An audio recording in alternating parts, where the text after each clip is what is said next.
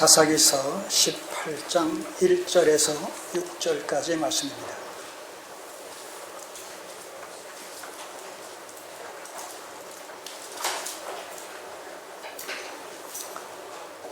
(1절에서) 6절까지의 말씀을 같이 읽겠습니다. 그때에 이스라엘에 왕이 없었고 단 지파는 이때에 거할 기업의 땅을 구하는 중이었으니 이는 그들이 이스라엘 지파 중에서 이때까지 기업의 땅 분배함을 얻지 못하였습니다.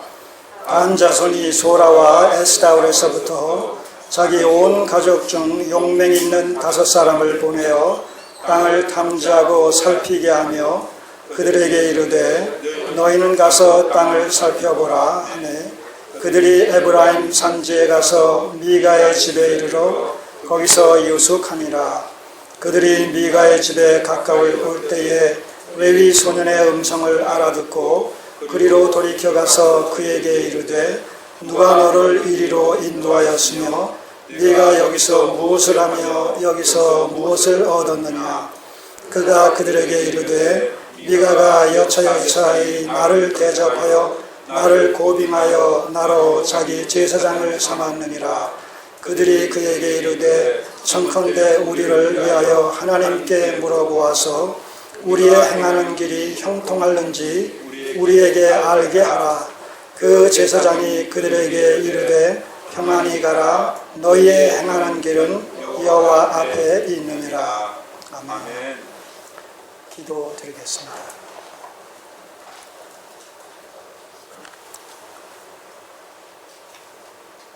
다시 한번 18장을 통해 이스라엘의 종교적인 타락상을 보게 됩니다. 17장에 미가 개인의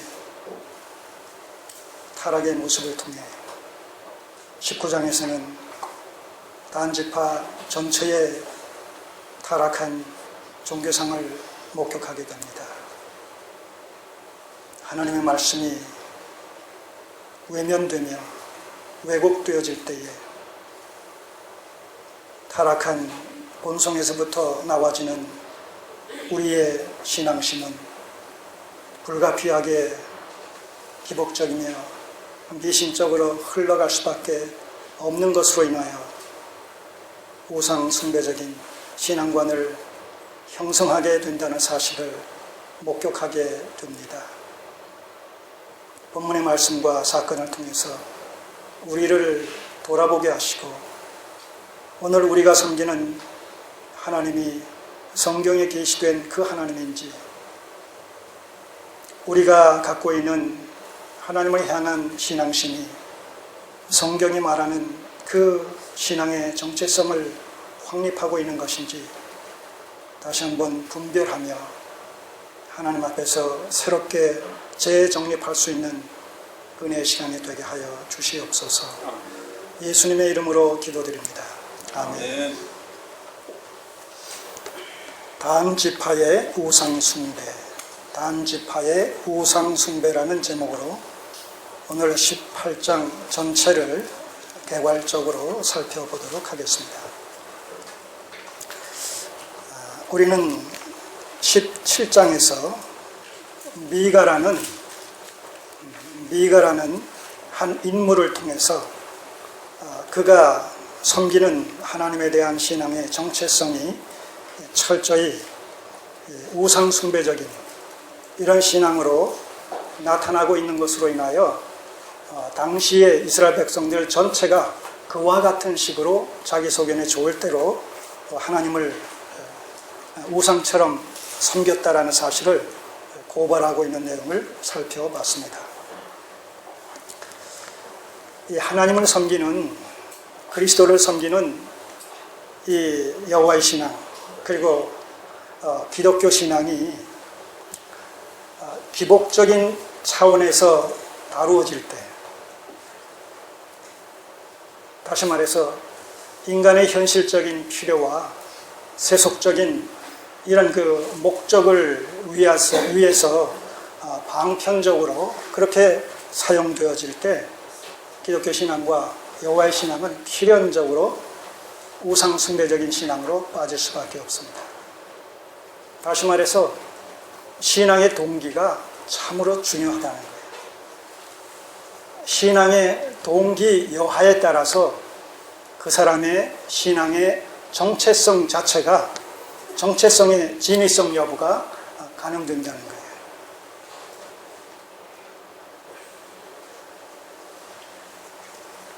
왜냐하면 기독교 신앙과 여타의 이교도적인 신앙에는 근본에서 차이가 있기 때문에 그렇습니다. 이교도적인 신앙의 정체성이라는 것은 인간의 필요를 충족시키기 위해서 타락한 본성에서부터 나와지는 이런 신앙심의 발로를 체계화시킨 것이 종교인데, 바로 이교도적인 이런 신앙의 정체성은 한결같이 인간의 필요를 충족시키는 수단과 방편으로서의 종교라는 정체성을 띠고 나타나기 때문에 그렇다는 거예요. 기독교 이외의 어떤 종교도 그 종교의 신앙의 대상인 신은 그 종교를 믿는 신앙인의 하나의 수단과 방편으로 기능할 뿐이라는 사실입니다. 그래서 이방 종교를 신앙하는 자들의 그 신앙의 정체성 속에서 신앙의 주체는 신이 아니라 항상 나라는 것이죠. 나를 위하여 내가 지금 신앙하는 그 신이 존재하는 거예요. 그래서 이교도적인 신앙의 정체성은 항상 신앙이 도구화되어지고 있다는 것이죠. 신조차도 섬기는 그 인간을 위한 하나의 수단과 방편이 되고 있다는 거예요. 사람을 위하여 신이 존재하고 사람을 위하여 종교가 존재한다는 거예요. 그런데 기독교 신앙은 그 반대라는 것이죠. 왜냐하면 인간의 궁극적인 필요라는 것이 현실적인 것입니까? 영적인 것입니까? 인간의 궁극적인 필요라는 것은 주님께서 잘 말씀하고 계셨듯이 너희가 온 천하를 얻는다 손칠지라도 목숨을 잃으면 무슨 유익이 있겠느냐라는 말씀 속에 잘 담겨져 있습니다. 인간의 궁극적인 목적, 궁극적인 필요라는 것은 세상이 아니라, 세상에 있는 것이 아니라 바로 하나님과의 관계성 속에서 우리에게 주신 이 생명의 지속적인 문제와 연관되어 있다는 것이죠. 죄로 말미암아서 타락한 인생들은 불가피하게 죽을 수밖에 없다는 거예요. 그렇다면 이 세상을 다 소유했다 손칠지라도 궁극적으로 죽는다라면, 궁극적으로 우리의 목숨을 잃어버린다라면 내가 소유한 세상 자체가 무슨 소용이 있겠습니까? 그렇지 않습니까? 그래서 인간의 현실적인 필요라는 것은 그 궁극적인 것을 갖다가 온 세상으로 이렇게 우리가 상징적으로 비유할 수가 있는데, 그럼에도 불구하고 목숨을 잃으면 그 모든 것이 허사라는 것이죠. 그런 의미에서 기독교 신앙의 정체성은 그 목숨의 문제를 하나님께서 그리스도를 통해서 먼저 은혜로 공급해 주셨다는 거예요. 살 길을 열어주셨다는 거예요. 생명을 보장해 주셨다는 것입니다.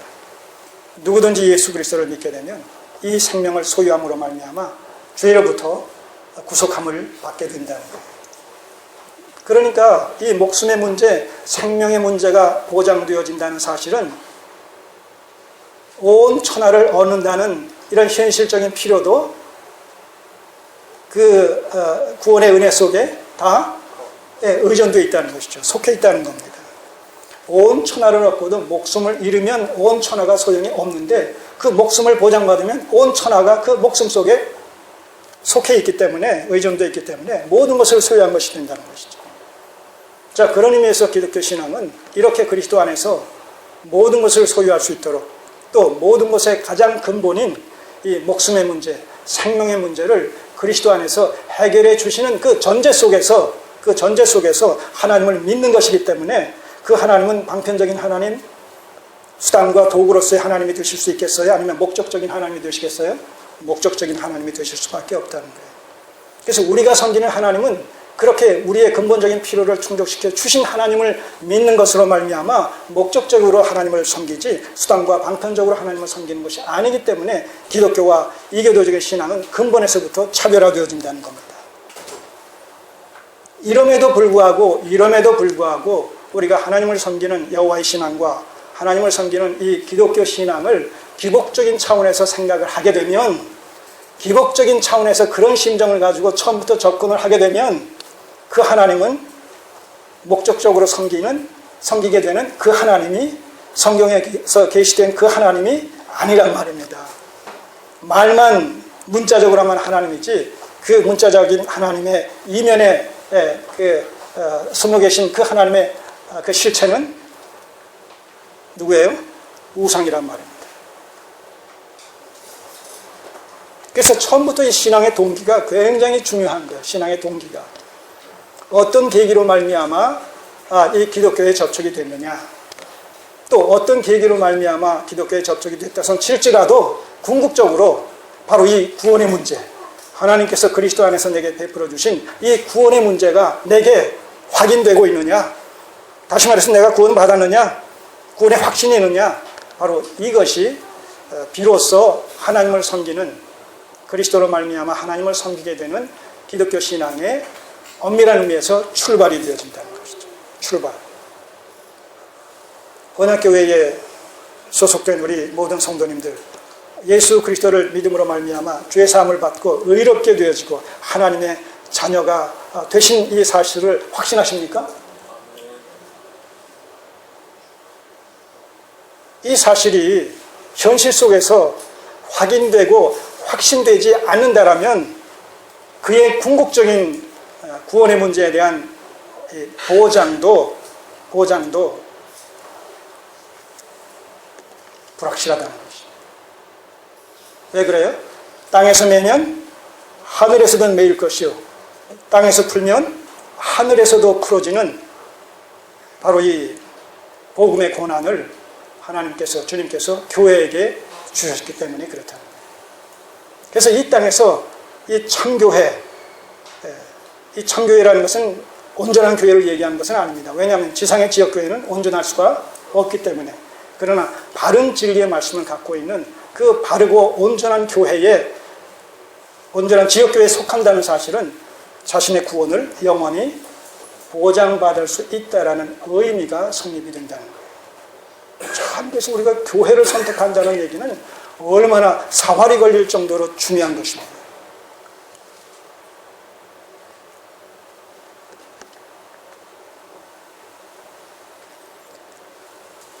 자, 오늘 이 이스라엘 백성들의 문제는 뭐냐? 미가 개인도 마찬가지고 오늘 이제 단 지파에 대해서 살펴볼 텐데, 이 단 지파의 경우도 마찬가지고 그들이 하나님께 접근하는 그 원천적인 하나의 동인이 기복주의적인 심정을 가지고 접근했다는 거예요. 현실적인 어떤 문제 해결의 방편으로 하나님을 섬기는 신앙을 생각했다는 거예요. 그럴 정도로 지금 이 사사시대에 이스라엘 백성들의 영적인 어떤 상태와 정체성이라는 것이 본질로부터 한참 이탈해 있는 그런 모습을 우리가 목격하게 된다는 것이죠. 말로만 여호와를 부르고 말로만 하나님을 부르짖고 실제 그 여호와를 섬기는 신앙의 내용으로 들어가면 하나님이라 이름을 붙인 손으로 만든 신상을 섬기고 있단 말입니다.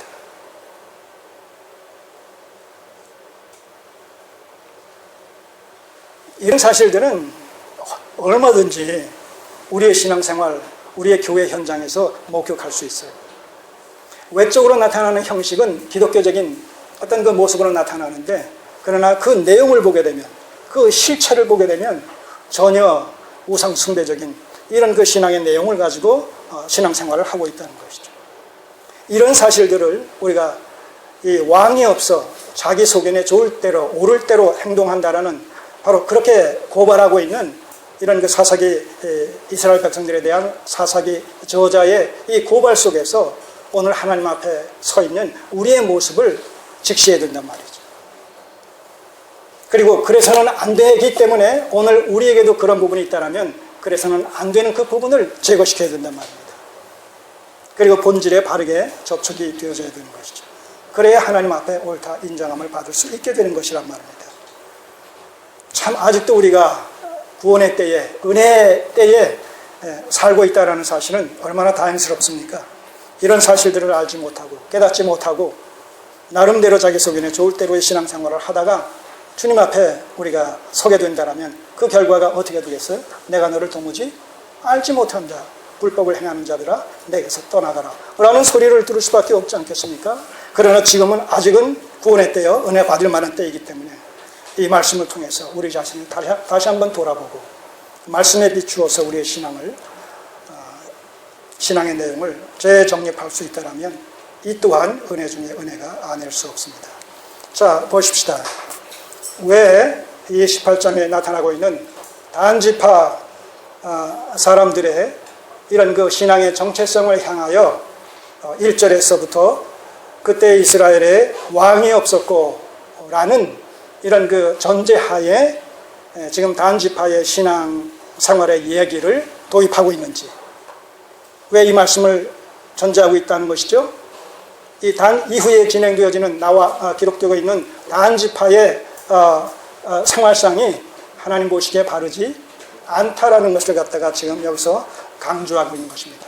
자, 여기서는 이스라엘에 왕이 없었고라고 했지만 그러나 그 전체적인 문장은 뭐예요? 왕이 없으므로 자기 소견에 옳은 대로 행했다라는 이런 그 의미를 다 여기 내포하고 있는 것입니다. 그래서 17장부터 21장까지의 바로 이러한 표현이 4번에 걸쳐서 기록되고 있다고 말씀을 드렸어요. 그리고 그때마다 그 이후에 기록되어진 이런 그 내용들이 바로 하나님 앞에서 하나님의 뜻에 비추어서 바르지 않기 때문에 바로 그것을 고발하는 그런 의미로 그런 표현을 썼으며, 동시에 그러기 때문에 하나님의 뜻을 바르게 알고 바르게 통치할 수 있는 하나님의 마음에 합한 왕의 이런 출현이 이렇게 시급하다라는 사실을 지금 독자들에게 지금 암시하는 것이죠. 여기서 또 하나 우리가 발견할 수 있는 것은, 자, 이렇게 하나님의 역사라는 것은, 하나님의 구속사라는 것은 세상 역사를 현장 삼아, 도구 삼아, 방편 삼아 진행되어진다는 거예요. 지금 이 사사기에서 왕의 필요성을 갖다가 독자들에게 은연중에 지금 그 시사하고 있는 바에는 그 앞에서부터 지금 내려오고 있는 어떤 주제와 지금 불가불기의 관계성을 맺고 있다고 말씀드렸죠. 아브라함 언약 중에 아브라함 언약의 근거에서 자선 언약과 땅 언약이 성취되어지는 가운데서 이제 왕 언약의 성취라는 주제와 밀접하게 연관되어져서 이제 시작되어지는 내용이 바로 사사기 내용이란 말입니다. 자, 그럴 때 하나님께서 아브라함 언약 중에 왕 언약을 성취시키시는 이런 구속사적인 하나님의 관심이 세상 역사를 방편 삼는다라고 했을 때, 지금 현실적으로는 바로 이러한 이스라엘의 종교적이고 사회적인 타락상 속에서 이것은 하나님의 마음에 합하는 왕이 없었고, 또 그 왕을 통해서 하나님의 말씀이 주도 면밀하게 백성들에게 전달되어지고 시행되어지지 않는 그런 그 전제 속에서 이런 이스라엘 백성들의 종교적인 타락과 사회적인 이런 그 죄악상이 드러나고 있다는 사실을 현실적으로 고발하는 것을 통해서 그 이면에 본질적인 아브라함 언약 중에 왕의 필요성이라는 부분이 성취되어지는 것으로 그렇게 나타난단 말입니다. 얼마나 참 심연막직합니까? 하나님의 뜻이 이루어지는데 그 이루어지는 현장이 세상 역사란 말입니다. 근데 그 세상 역사도 하나님의 뜻을 이루기 위해서 어거지로 하나님의 역사를 이루시는 그 일에 어거지로 세상 역사를 맞추는 것이 아니라, 세상 역사는 그 시대적 상황 속에서 아주 자연스럽게 진행되어지는 그 진행 속에서 그 이면에서 하나님의 뜻이 이루어져 가고 있다는 거예요. 지금 이렇게 이스라엘 백성들이 총체적으로 타락하고 하나님을 배역하는 이런 그 사사기의 시대적 상황 속에서 왕의 필요성이 지금 거론되지 않습니까? 그런데 그 왕에 대한 필요성은 이면에서 아브라함 언약을 성취시켜 주시는 가운데서 이제 자손 언약이 성취되어지고 땅 언약이 성취되어지고 이제 왕 언약이 성취되어지는 그 문제와 직결되어 있단 말이에요. 연관되어 있단 말이에요. 그러니까 오늘도 우리는 우리의 현실적인 필요에 의해서 세상 역사를 지금 이루어가고 있습니다. 권세 있는 자들에 의해서, 정치권에 있는 사람들, 경제권에 있는 사람들 중심으로 해서 이 세상 역사가 또는 이 군사계통에 있는 사람들을 통해서 각계각층에 내로라 하는 이런 그 권세 있고 유명한 사람들에 의해서 이 세상 역사, 특별히 우리나라의 역사를 예를 든다면 진행되고 있습니다. 그렇죠? 그렇게 해서 우리는 현실 속에서 그런 역사가 좀 이루어져 나가고 있어요. 21세기 대한민국의 역사가. 그런데 이러한 현실적으로 표면적으로 나타난 21세기 이 대한민국의 이 역사라는 것은, 표면적인 역사라는 것은 그 이면에서 하나님께서 하나님의 기뻐하시는 뜻 가운데 성경의 계시사, 곧 구속사를 성취시켜 나가시는 이 일에 지금 현재 상황이 필요하기 때문에 현재의 상황이 이렇게 지금 전개되고 있다는 거예요. 이거 참 놀라운 것 아닙니까? 그래서 이 하나님의, 사람의 역사 같지만 그 사람의 역사는 본질에서 하나님의 역사를 이루는 수단과 방편으로 작용을 한다는 거예요. 그러니까 궁극적으로 이루어지는 것은 뭐겠습니까? 세상사의 구속사예요? 구속사가 이루어지는 것이죠. 그래서 세상사가 마침이 될 때 그것은 동시에 구속사가 마침이 되어지는 것이고, 구속사가 마침이 되어질 때 그것은 또한 세상사가 마침이 되어지는 그런 시기와 접촉되어 있다는 겁니다. 그런 시대적 상황 속에서 오늘 우리는 21세기를 살아가고 있는 자들로 존재하고 있는 거예요. 그래서 우리는 세상 역사를 하나님의 구속사라는 관점으로 우리가 통찰을 해야 된다는 것이죠. 그래서 성경에 근거해서 이때가 어느 때쯤인지 이것을 분별하면서 세상 역사의 시간에 맞추는 것이 아니라 하나님의 구속사라는, 하나님의 구속사의 진행이라는 그 시간표에 우리의 인생의 좌표를 맞춰야 된단 말입니다. 그래야지 실수하지 않고, 그래야지 후회하지 않고, 그래야지 하나님 앞에 착하고 충성된 지혜로운 종으로 그렇게 우리가 그 판정을 받을 수 있다는 겁니다. 그 척도가 뭐예요? 바로 성경이란 말입니다. 그래서 성경을 알자, 하나님을 알자 하는 얘기는 성경을 알자는 얘기요, 부지런히 성경을 알자는 거예요. 이스라엘 백성이 망한 이유가 바로 하나님을 바르게 알지 못했기 때문에, 그것은 하나님의 뜻을 바르게 알고 그 뜻을 바르게 추구해나가지 못했기 때문에 그렇다는 것이죠. 이런 것들이 오늘을 사는 우리에게 하나의 거울이 되어지고 경계가 되어져서 하나의 교훈으로 주어지고 있다는 것입니다. 자, 그럼 보시자고요. 구체적으로 왕이 없어서, 하나님의 마음에 합한 왕이 없어서 바른 통치권의 어떤 시행이 결핍되어 있음으로 말미암아 하나님의 뜻이 왜곡되게 전해지고 자기 속인에 좋을 대로 행동함으로 말미암아서 이 단 지파에게서 나타나지는 이런 그 배도적이고 또 우상 숭배적인, 특별히 이런 그 신앙생활과 관련되어진 그런 내용들이 무엇인지를 한번 살펴보시자는 거예요. 그리고 그런 것들이 원리적으로 오늘 우리에게서는 있어서는 안 되고, 있다면 그것을 빨리 배제시켜 버려야 되겠죠. 그러기 위해서 오늘 우리가 이 말씀을 통해서 하나님의 음성을 듣는 것입니다. 자, 그때에 이스라엘의 왕이 없었고, 사사시대를 얘기합니다.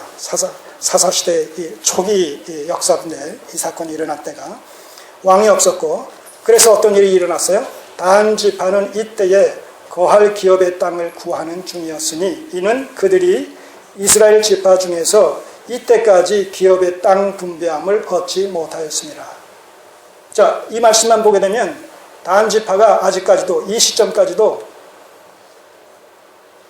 땅 분배가 이루어지지 않은 것으로 그렇게 나타납니다.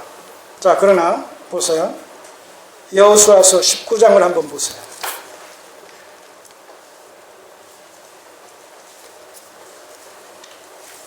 여호수아서 19장 40절 이하.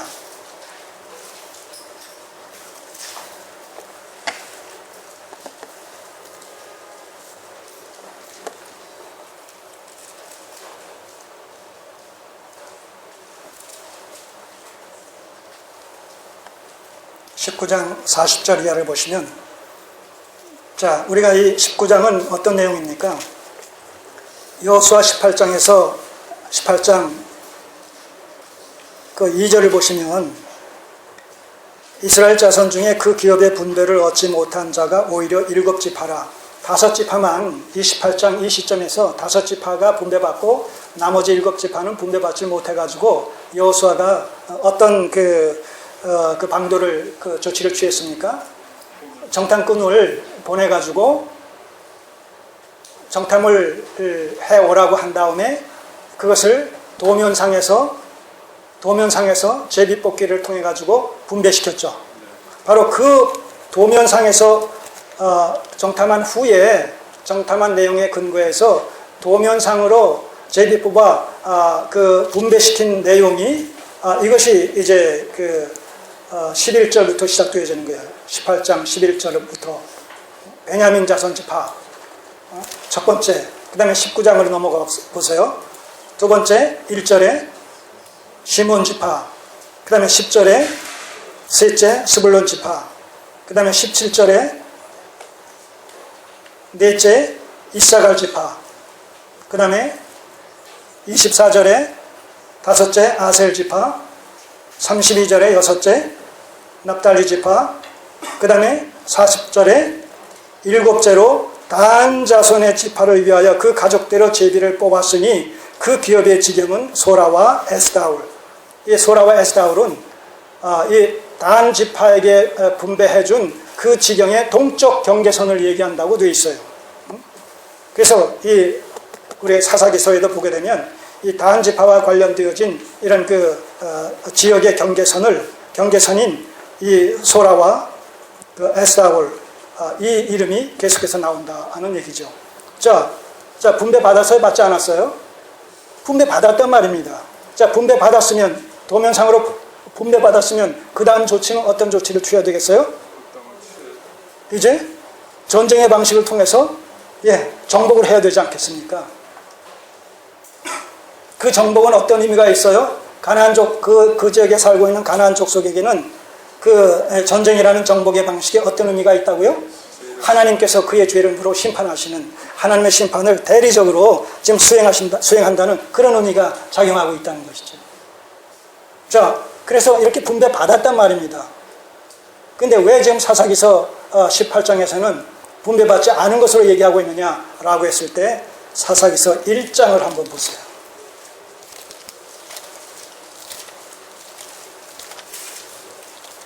1장, 사사기서 1장 34절.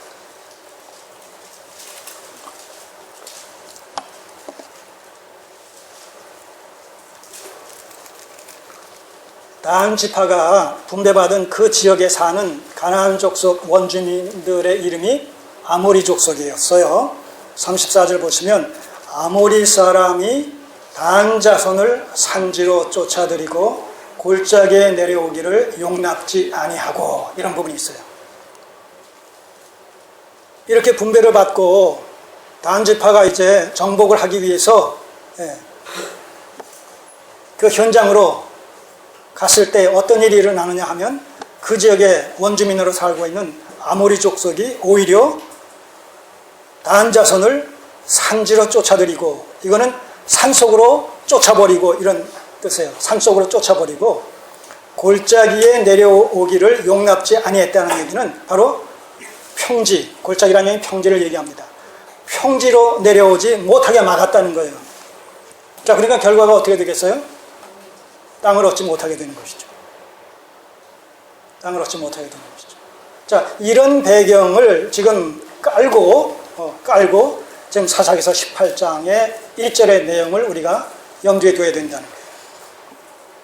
자, 그랬을 때 지금 어떤 상황이 벌어지고 있냐 하면 이 단 지파 중에서 일부가 그 분배 지역에 남고 일부가 지금 이렇게 유리방황을 하는 가운데 이 18장에 지금 등장하고 있다는 사실을 알 수가 있어요. 그 얘기는 뭐냐면 11절을 보시면 단 지파 가족 중 600명이 병기를 띠고 소라와 에스다울에서 출발하여 올라가서 유다 기럇 여아림의 진칭이. 자, 이렇게 좀 소개가 되고 있어요. 자, 이 사사기서 18장에서 지금 나타나고 있는 단지파의 정체성이 뭐냐라고 하면 단지파 가족 중에 600명이 지금 나왔다는 거예요. 병기를 든 전쟁을 수행할 수 있는 이런 그 장정 600명이 그 단지파 가족 중에서 나왔다는 얘기는 일부가 나왔다는 거예요. 일부는 거기 머물러 있고. 그 다음에 어디서 나왔다고 그랬어요?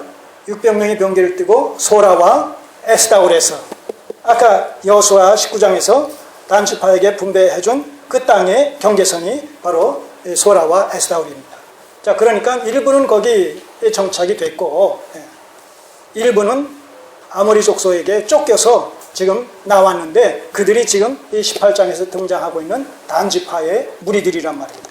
그들 중에 전쟁을 수행할 수 있는 사람이 600명이에요. 그럼 아내와 가족을 다 합치게 되면 어느 정도 되겠어요? 4인 가족으로 치면 한 2천여 명 이상.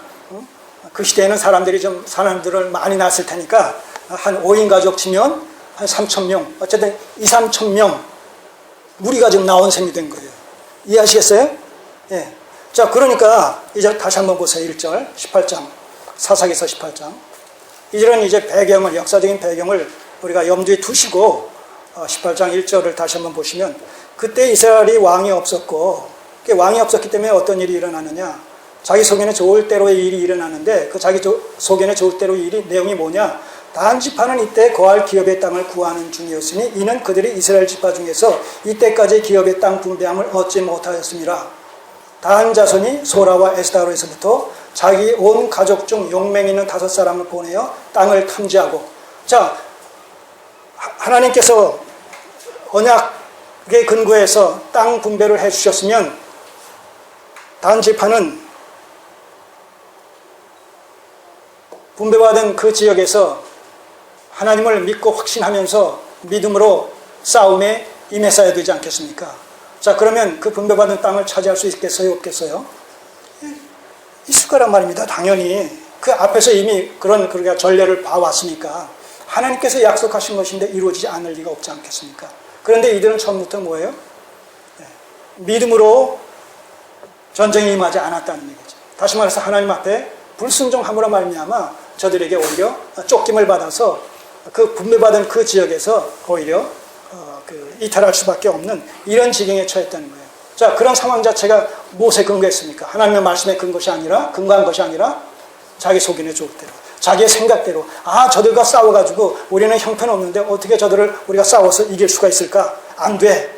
차라리 다른 지역에서 우리가 그 땅을 차지해야 되겠다, 얻어야 되겠다, 이런 생각에서 하나님께서 약속해 주신 그 땅을 스스로 포기하고 그 원주민들에게 밀려서 오히려 이탈하는 이런 모습을 우리가 여기서 보게 된단 말입니다.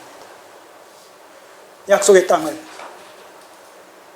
뒤로 하고 믿음으로 나아가서 싸워서 정복의 방식으로 차지해야 될 땅을 이렇게 속수무책으로 오히려 나약한 모습으로 내주는 이런 모습을 본단 말이죠.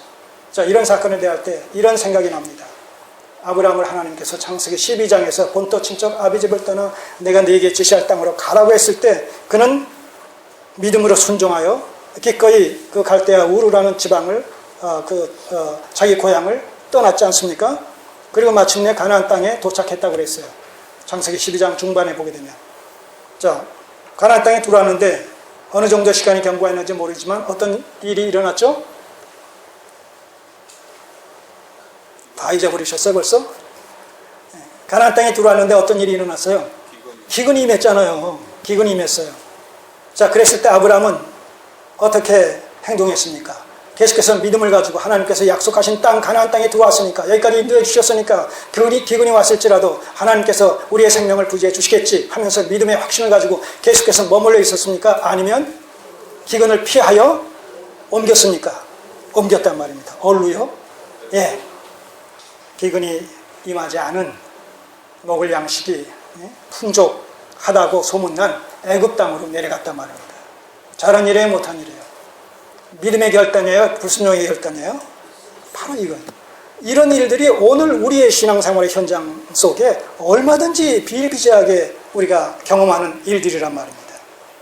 우리의 신앙생활 여정 속에 하나님께서는 우리를 성숙시켜 주시기 위한 수단과 방편으로 우리의 옛사람을 철저히 제거시키고 새 사람으로 날마다 거듭나게 하시기 위한 성숙의 하나의 그 방편으로 우리에게 무엇을 주신다고요?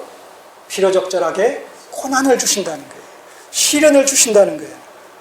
여러분, 성경 속에 나타난 시련의 진정한 의미, 구속사적인 의미를 우리가 바르게 안다라면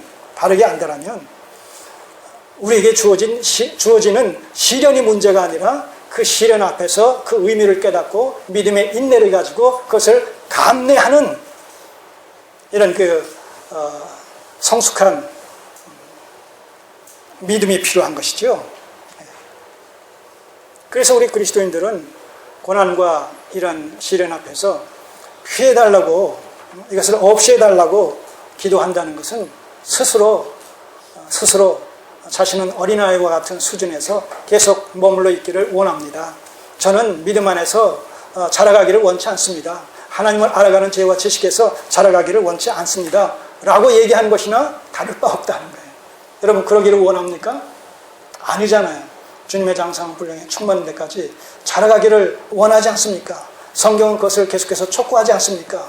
그런데 하나님께서 말씀 안에서 자라가기를 원하실 때에 우리를 훈련시키시는 수단과 방편 중에 하나가 뭐냐 하면 곧 고난과 시련, 때로는 핍박까지도 포함시킨다는 사실입니다. 고난이 없으면, 시련이 없으면, 핍박이 없으면 강건하게, 든든하게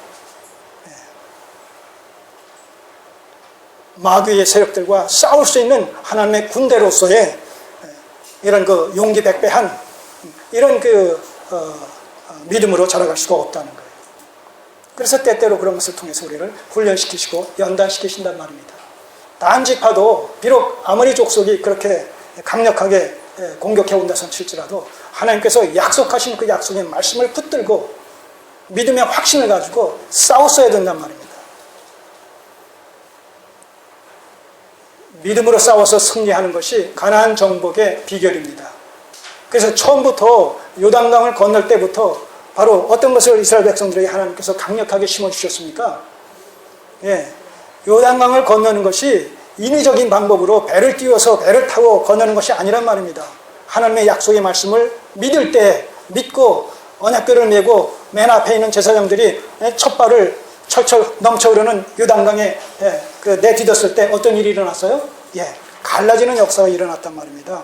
가나안 정복은 믿음으로 말미암아 싸워서 이기는 하나님의 성전이라는 사실을 분명하게 보여주시지 않습니까? 그리고 요단강을 건너가서 첫 번 전투, 어떤 전투입니까? 무슨 전투예요? 여리고성 함락 전투 아닙니까? 그 여리고성을 어떻게 함락시키셨어요? 전쟁의 방식으로? 아니란 말입니다. 일찍이 전쟁사에서 볼 수 없었던 좀 기이한 이런 전쟁사 아닙니까? 그 여리고성을 6번 돌고 하루에 한 번씩 7째 날에는 7번을 돌고 와 하고 함성을 지르니까 그냥 폭삭 무너졌다는 거예요. 하나님으로 말미암지 않고서는 하나님의 방식으로 하나님께서 역사하시지 않으셨다면 일어날 수 없는 그런 것이 하나님께서 그때를 맞춰 지진을 일어나게 하셨든지 그것이 어떤 방식이든지 어쨌든 하나님께서 말씀하신 그대로 예언하신 그대로 행했을 때 그렇게 됐단 말입니다. 이것이 우리에게 무엇을 줍니까? 바로 그와 같이 가나안 정복은 하나님의 약속의 말씀을 믿고 생명처럼 붙들고 그렇게 나아갈 때에 하나님께서 군대 장관이 되셔서 하나님께서 친히 그 전쟁을 수행하심으로 말미암아 승리를 안겨주시는 것으로 저들을 심판하시는 방식으로 이스라엘 백성들에게는 승리를 안겨주시는 방식으로 약속하신 것을 갖다 저들에게 주시겠다는 이런 말씀이 성취되어진단 말입니다. 그런데 단지파는 그런 하나님의 약속의 말씀을 신뢰하기보다 현실에 매이고 사로잡혀서 아예 싸워보지도 않고 패배의식을 가지고 뒷걸음질을 쳤다는 것이죠. 자, 그러니까 이것이 하나님의 뜻이 아니라 자기 속인의 좋을 대로의 행동이었단 말입니다. 자, 이런 일들이 우리 신앙생활 현장에서 나타나서는 아니 되겠다는 거예요. 오늘 우리에게 주시는 메시지는 이 사건을 통해서 이런 그 말씀을 통해서 어떤 고난이 있을지라도, 어떤 시련이 있을지라도 감당하지 못할 시련, 감당하지 못할 시험은 하나님께서 우리에게 주시지 않는다고까지 존재하시지 않습니까? 그렇다면 모든 것은 다 감당할 수 있다는 것 아니겠습니까? 우리가 감당하는 것이 아니라 하나님께서 감당하실 수 있도록 우리에게 대장부 같은 담대한 믿음을 주시고 인내를 주신다는 것이죠. 우리는 그 약속의 말씀을 믿는 것이 참 능사다라는 사실을 염두에 두시고, 이미 궁극적으로 교회의 승리가 보장되어진 이런 상황 속에서 우리는 이 과정의 삶을 살아가는 것 아니겠습니까? 궁극적인 이 교회가 이미 승리했다라면 과정의 삶 속에서 우리의 패배라는 것이 있을 수 있겠습니까? 있을 수 없잖아요. 궁극적으로 승리했다라면 과정 속에서 넘어지고 쓰러지는 일이 있을지라도 다시 우리를 세워서 그 궁극적인 승리에 참여케 하실 것 아니겠습니까?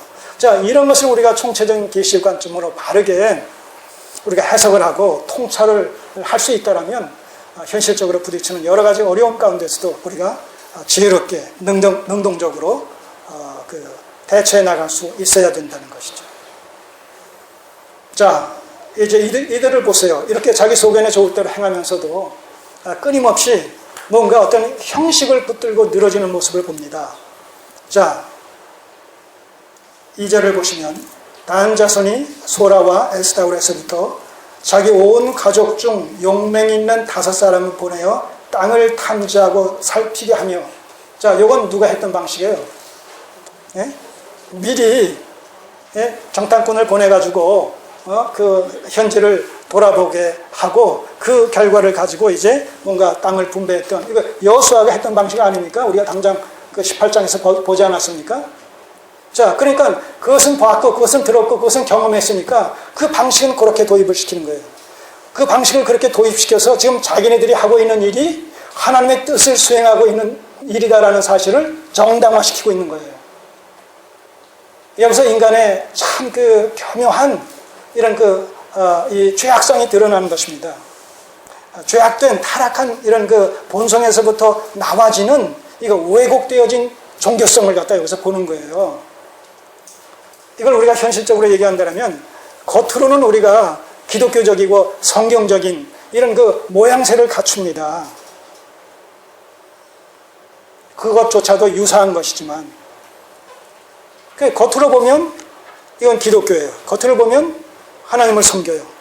겉으로 보면 삼위일체 하나님을 섬겨요. 분명히 성경적인 이런 하나님을 섬기는 것 같아요. 그런데 내용을 보면 그 실체를 헤집고 보면 비성경적이고 반성경적이다. 자, 이런 경우 우리가 어디서 봤습니까? 성경 속에서.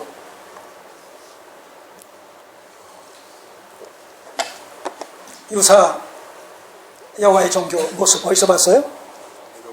여로보암의 종교, 여로보암의 길. 열왕기상 12장에서 남북으로 갈라졌을 때 율법의 규례에는 어떻게 나와 있어요? 절기마다 또 제사 드릴 때마다 1년에 몇 차례씩 어디에 와요? 하나님께서 그 이름을 두신 그 지파의 그 장소 어디예요? 바로 예루살렘 성전으로 다 모이게 되어 있단 말입니다. 그러면 때가 될 때에 북이스라엘의 10지파의 장정들이 다 남유다의 예루살렘 성전에 모일 거 아니겠어요? 그렇게 될 때 혹여라도 그 북이스라엘의 장정들의 마음이 남유다의 르호보암에게로 옮겨질까봐, 변심이 될까봐 염려하는 이런 마음에서 이 여로보암이 어떤 종교적 조치를 취합니까? 정치적이며 종교적인 조치를 취합니까? 북쪽 단과 남쪽 베델에, 자기 북이스라엘의 영역 속에서 북쪽 단과 남쪽 이 베델에 신당을 세워놓고 황금 송아지상?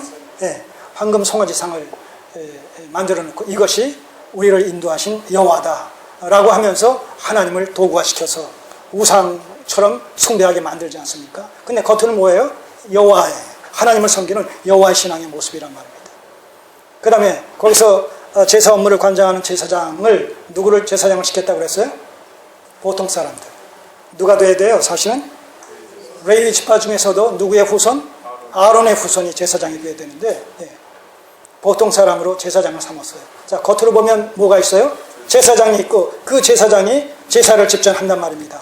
근데 내용을 보게 되면 무자격 제사장이란 말입니다. 형식은 있으나 내용은 하나님의 말씀의 원리를 쫓지 않고 있단 말이죠. 그 다음에 세 번째, 절기 문제가 나오잖아요. 절기도 율법에 나타난 그 날짜가 아니라 한 달씩을 이렇게 늦춘 이런 그 다른 날짜, 7월 15일이면 8월 15일 이런 식으로 날짜를 변경시켜서 자기 어떤 편의성을 도모한 이런 사실들을 우리가 거기서 본단 말입니다. 자, 겉으로 보면 뭐예요? 여호와 하나님을 섬겨요. 겉으로 보면 제사장이 제사 업무를 집전하고 있어요. 겉으로 보면 정해진 이런 절기에 유월절을 지키고 무슨 나름대로의 나팔절을 지키고 절기를 지킨단 말입니다. 그러니까 겉으로만 보면 뭐예요? 여호와의 종교요, 구약 종교란 말입니다. 내용을 보면 아니올시다.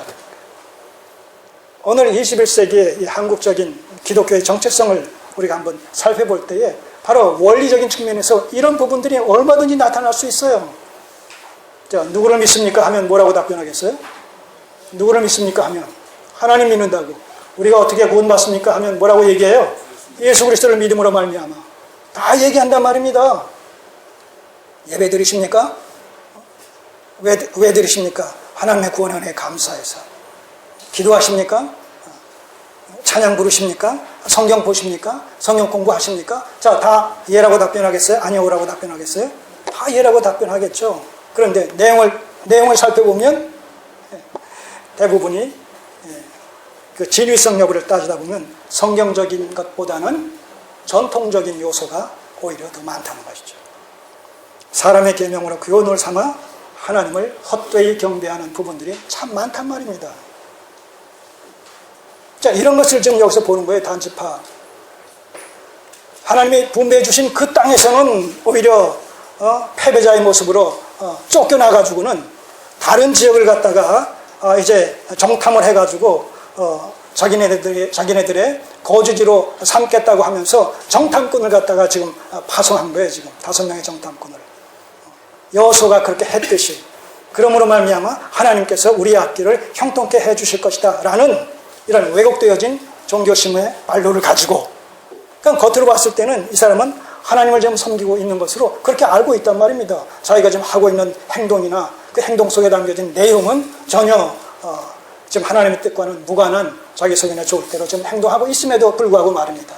자, 이런 우리가 자기 착각, 자기 기만에 빠진 모습의 신앙생활을 우리가 얼마든지 할 수 있을 정도로 우리는 죄의 강력한 영향력 하에서 살고 있다는 사실을 조금이라도 잊어서는 안 되겠다는 얘기입니다. 자, 그 다음에 어떻게 됐어요? 그래서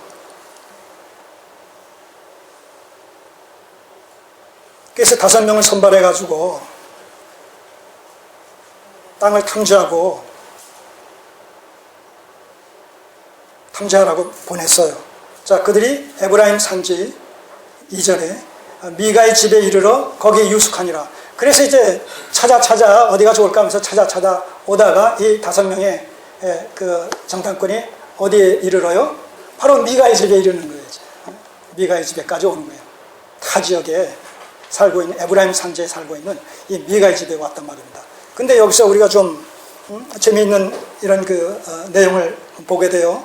3절에 보니까 그들이 미가의 집에 가까이 올 때에 레위 소년의 음성을 알아듣고 그리로 돌이켜가서 그에게 이르되, 이게 이제 이 미가의 집이 여러 채가 있어요. 여러 채가, 안채, 바깥채, 그 다음에 신당도 따로 있고, 이 레위 소년이 거처하는 그런 또 방도 따로 있고, 이게 부자기 때문에 여러 채가 있는 것이죠.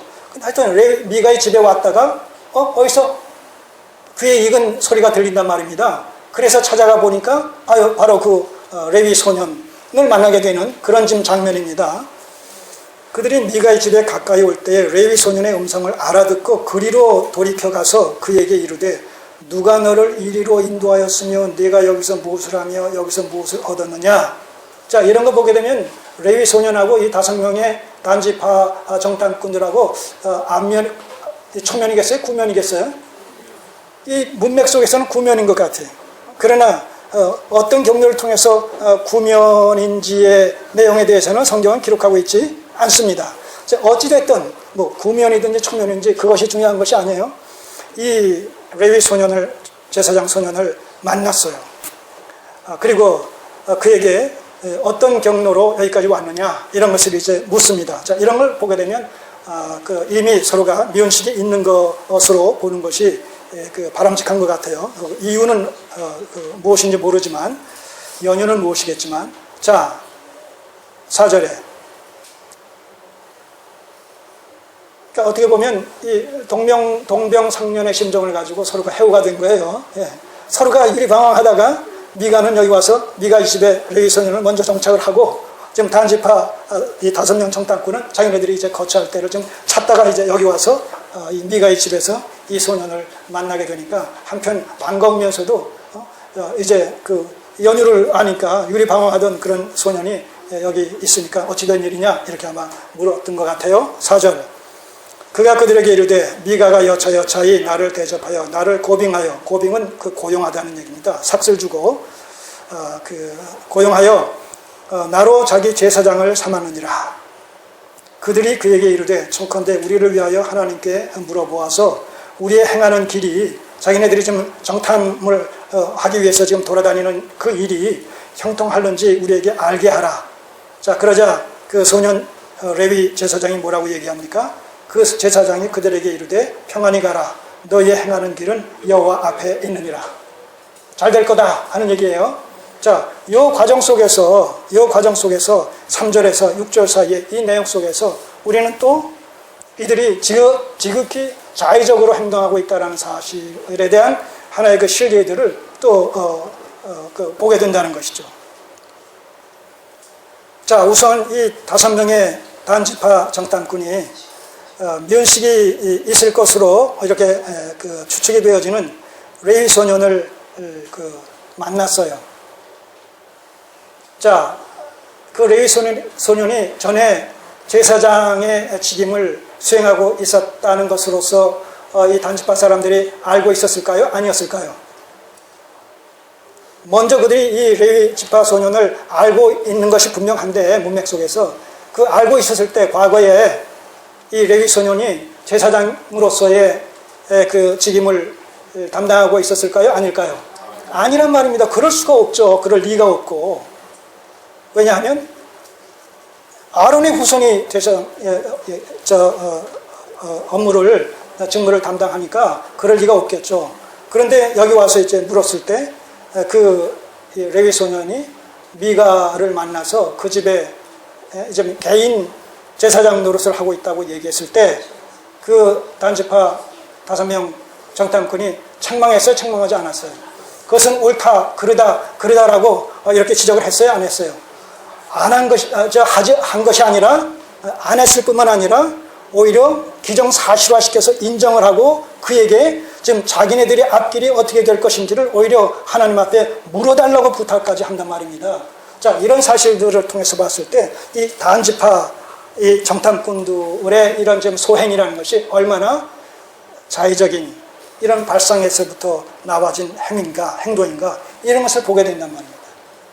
레위지파 이 레위 소년 제사장은 말할 것도 없고 이미 그것은 우리가 17장에서 살펴봤고, 자, 그랬을 때 이 소년 레위 제사장은 또 뭐라고 답변해요? 6절에 그 제사장이 그들에게 이르되 평안히 가라. 너희 행하는 길은 여호와 앞에 있느니라. 그러니까 하나님께서 인도하신다는 거예요. 그러니까 형통할 거라는 얘기입니다. 근데 우리가 뉘앙스를 보시게 되면 이것이 제사장으로서, 레위 소년 제사장으로서 나름대로 하나님 앞에 물어서, 기도하면서 물어서 그 뜻을 갖다가 좀 전하는 것입니까? 아니면 그 말을 듣자마자 그냥 자기 생각에 좋을 대로 해가지고 툭 던져서 하는 말같이 그렇게 여겨집니까? 전자, 후자. 예. 무책임한 레위 소년의 이런 답변을 우리가 여기서 본다는 것이죠. 자, 그러니까 지금 단지파가 지금 새로운 거주처를 찾기 위해서 이 5명의 정탐꾼을 보내서 지금 찾고 있는 이 모든 행위가 하나님 보시기에 합당해 합당치 않아요? 합당치 않아요. 처음부터 합당치 않단 말입니다. 자, 그렇다면 하나님께서 선하게 인도하시겠어요? 인도하시지 않겠어요? 인도하실 리가 없죠. 그래서 나중에는 라이스라는 이런 그 족속들이 살고 있는 아주 안과 같이, 예, 이렇게 편안하게 외침에 이런 그 피해를 받지 않을 수 있는 바로 그러한 지역에 살고 있는 라이스라는 사람들을 나중에 만나게 돼요, 뒤에서. 그리고 여기가 참 좋겠다라고 생각해가지고 나중에 자기 무리들을 갖다 다 데려와가지고 그들을 갖다가 아주 잔인하게 다 죽여버려요. 물론 여호수아를 통해가지고 가나안 족속들을 정복하는 과정에서 그렇게 무자비하게 그렇게 심판의 방식으로 정복을 합니다만, 그러나 이 단지파가 지금 자기네 거처지를 갖다가 확보하기 위해서 라이스라는 이런 그 지역에 있는 가나안 족속들을 갖다가 무차별적으로 무자비하게 이렇게 그 전쟁의 방식을 통해서 정복하는 것은 이건 하나님 보시기에 옳은 것이 아니죠. 왜냐하면 그 지역 자체가 하나님께서 분배해 주신 땅이 아니기 때문에. 자, 이런 것을 보게 되면 그 이후의 모든 일들이 하나님 보시기에 합당한 이런 처사가 아님에도 불구하고 이 소년 레위 제사장은 무책임하게 하나님의 이름을 들먹으면서 형통할 것에 대해서 얘기를 한단 말입니다. 자, 이런 것들이 다 함께 어우러져서 1절에서 얘기하고 있는 그때 이스라엘에 왕이 없었고 자기 속에는 좋을 대로 행동하는 이런 것들에 대한 그 내용들을 구체적으로 지금 고발하고 있는 겁니다. 이후의 내용을 우리가 다음 시간에 계속해서 살펴보겠고, 그렇기 때문에 이런 말씀을 접하게 되는 오늘 우리의 입장에서는 정말 우리가 하나님을 섬기되 정말 하나님을 말씀을 통해서 바르게 알고 바르게 해석된 말씀의 터 위에서 우리의 신앙을 바르게 정립하지 않는다면 우리의 열심과 우리의 모든 수고라는 것이 하나님 앞에서 허사가 될 수밖에 없고 오히려 불법적이고 불복종적인 것으로 판정됨으로 말미암아 하나님의 무서운 이런 그 진노의 심판에 처해질 것을 우리가 생각할 때에 오늘 우리가 얼마나 말씀에 정통해야 되겠으며 바른 해석적 관점을 가지고 신앙생활을 할 뿐만 아니라 적극적으로 바른 해석적 말씀의 터 위에서 적극적으로 전심으로 그것을 목표 삼고 목적 삼아서 최선으로 경주하는 심정으로 우리가 하나님을 섬겨야 될 것인가 라는 사실을 우리가 여기서 정리하게 되지 않습니까? 정말 하나님은 우리의 목적이 되십니까?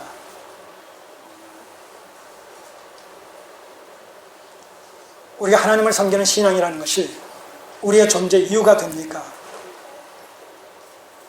우리가 현실을 살아가는 삶의 궁극적인 목적이 바로 하나님을 위해서입니까? 하나님의 선하신 뜻을 이루기 위해서입니까?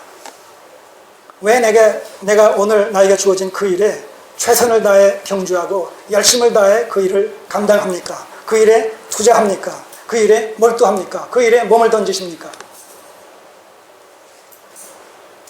하나님의 나라를 그것이 바로 건설하는 일에 기여하기 때문에, 그리고 그것은 궁극적으로 하나님을 기쁘시게 영화롭게 해드리는 일과 직결되어 있기 때문에 바로 이 분명한 관점을 가지고 오늘 우리에게 주어진 삶을 충실하게 성실하게 최선을 다해서 살아가고 계십니까? 그래야 된다는 거예요. 그래야 된다.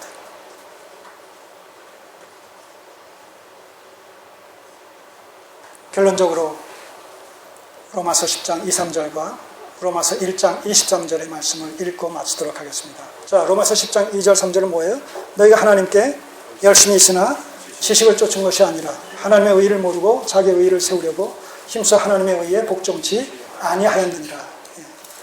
하나님께 열심히 있지만 그것이 지식을 쫓은 것이 아닌, 하나님의 뜻과 하나님의 말씀의 원리를 쫓은 것이 아닌 자기의 의를 세우려고 자기 생각이 좋을 대로의 뜻을 추구하면서 하나님께 열심을 낸다라면 그것은 하나님 앞에 어떤 판정을 받게 된다고요?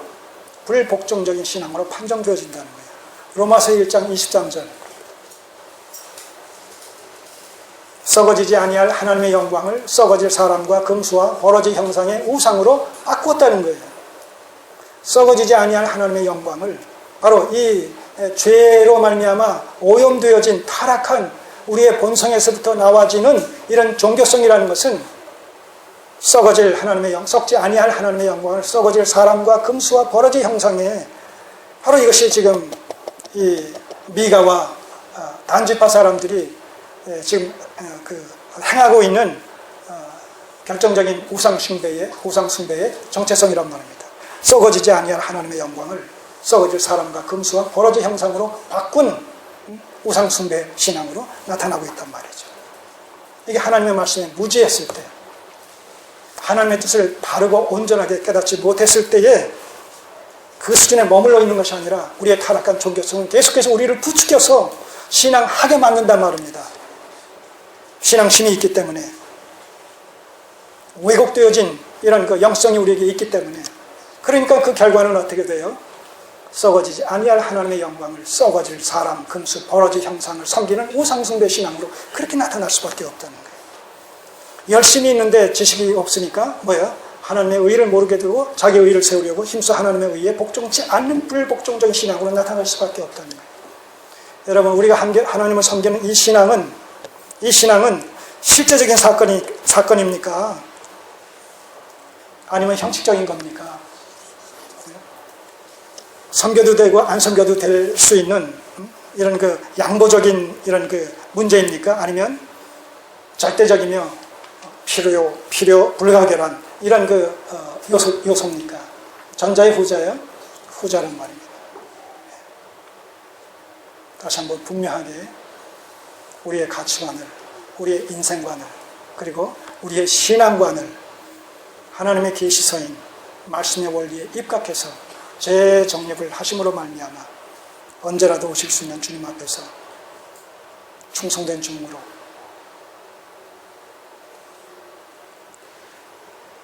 정직하고 바른 이런 종으로 판정을 받을 수 있는 우리 성도님들, 언약교회 성도님들 다 되시기를 소원합니다. 아멘. 기도드리겠습니다.